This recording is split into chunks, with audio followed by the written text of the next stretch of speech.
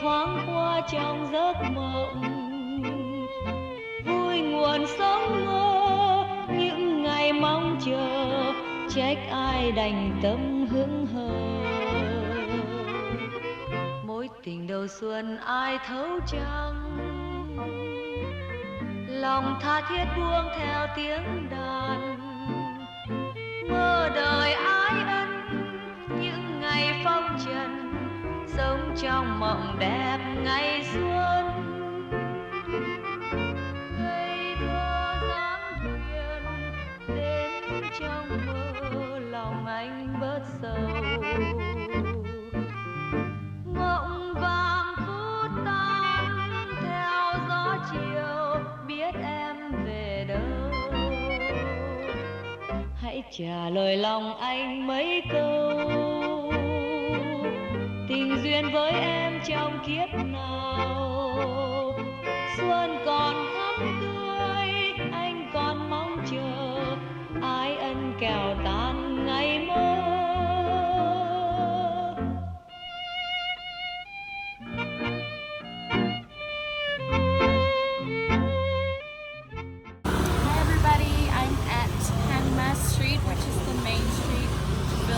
All of the holiday decorations where everyone goes to do their last minute shopping.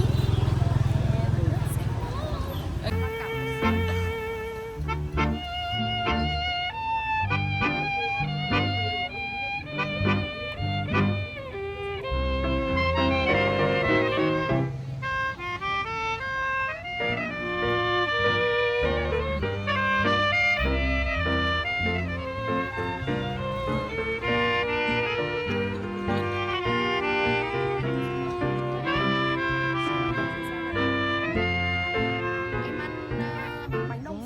Thầm vương bao nhớ nhung,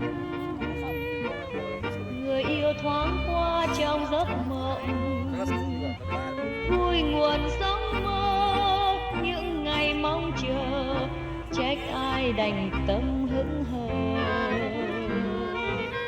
Mối tình đầu xuân ai thấu chăng, lòng tha thiết buông theo tiếng đàn, mơ đời ái ân những ngày phong trần, sống trong mộng đẹp ngày xuân. Ngây thơ dáng thuyền đến trong mơ, lòng anh bớt sầu. Mộng vàng phút tan theo gió chiều, biết em về đâu. Hãy trả lời lòng anh mấy câu, tình duyên với em trong kiếp nào. Xuân còn thắm tươi, anh còn mong chờ, ái ân kẻo tan ngày mơ.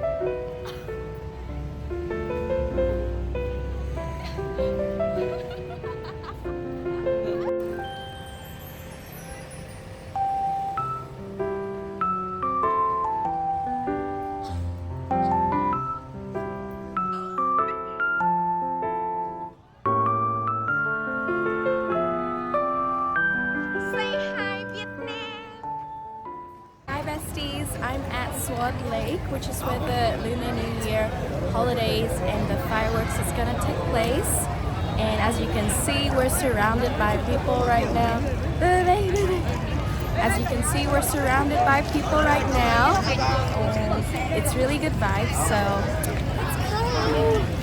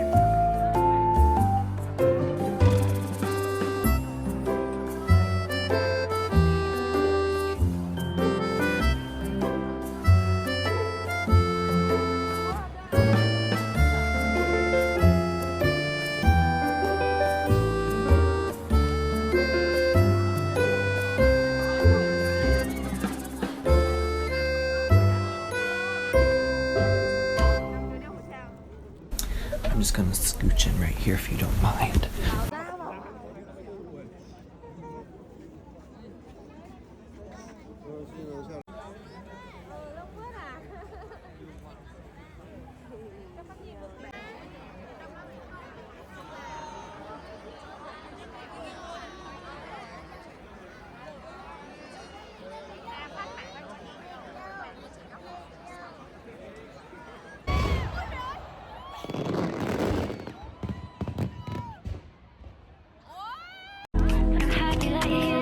I'm feeling so good at a bad party. We don't have to talk. I know what you want me. Gotta keep it nice. We cannot be naughty. We could get drinks or we could get coffee. Feeling so good at a bad party. We don't have to talk. I know what you want me. Gotta keep it nice. We cannot be naughty. We could get drinks or we could get coffee. Is it so wrong? I've been thinking about you all day, yesterday and today and tomorrow. Is it so wrong? I've been feeling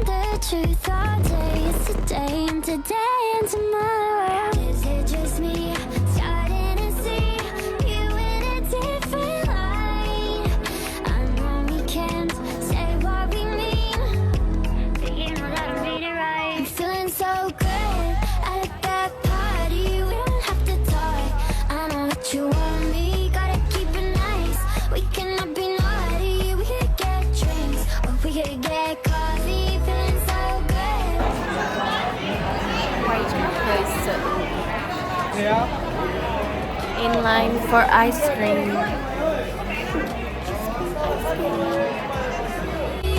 Drinks, coffee, drinks, coffee, drinks, coffee. Just call me at drinks, coffee, drinks, coffee, drinks, coffee. Just call me at.